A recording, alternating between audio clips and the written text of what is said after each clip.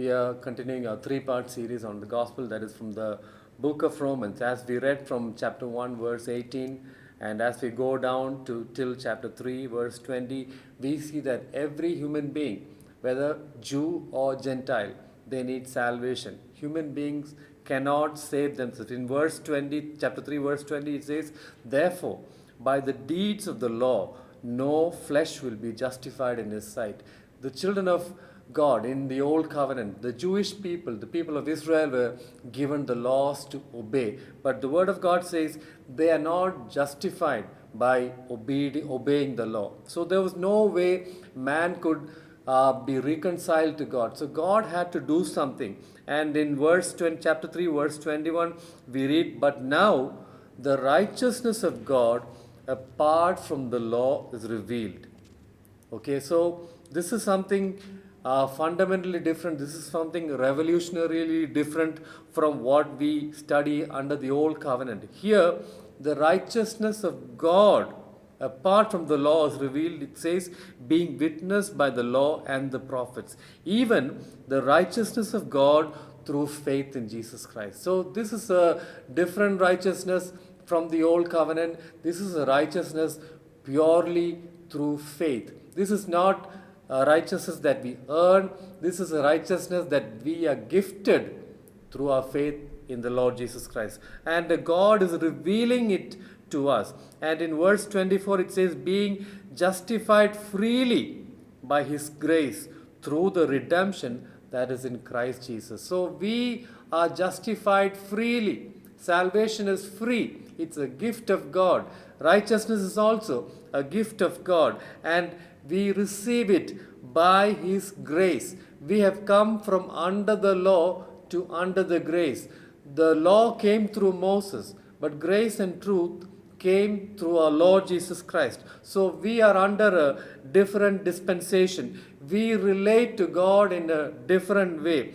We have the confidence to go to the presence of God because we possess the righteousness of God, not because of our perfection, but because of the faith that God has put into our heart. We have the righteousness of Jesus, and that gives us the confidence that God will hear our prayer. So we will stop looking at our imperfection, because as human beings, we are imperfect. So we will trust and believe in the righteousness of God. When you come to chapter 4, we see two Old Testament saints. One is Abraham and one is David. And in chapter 4, verse 3, it says, "For what does the scripture say? Abraham believed God and it was accounted for him as righteousness." You know, Abraham believed God and he received the righteousness of God before God gave the law to Moses. So Abraham was justified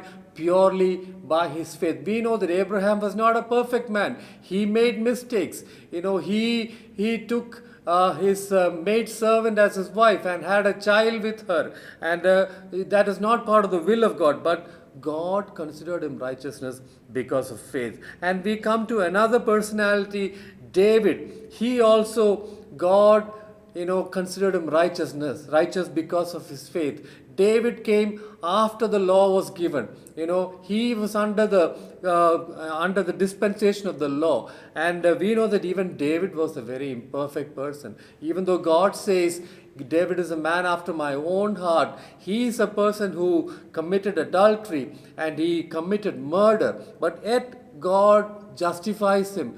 God, considers him righteous because David trusted in God. So before the law was given, and even after the law was given, even under the old covenant, the real righteousness was through faith and faith alone. Of course, they had the law, and the people of Israel, especially the Pharisees, they tried their best to obey the law perfectly. They tried to, obey the law to the T. But, the people whom God, Jesus Christ, He criticized them like anything. The Pharisees criticized like anything, even though they were very zealous to obey the laws of God.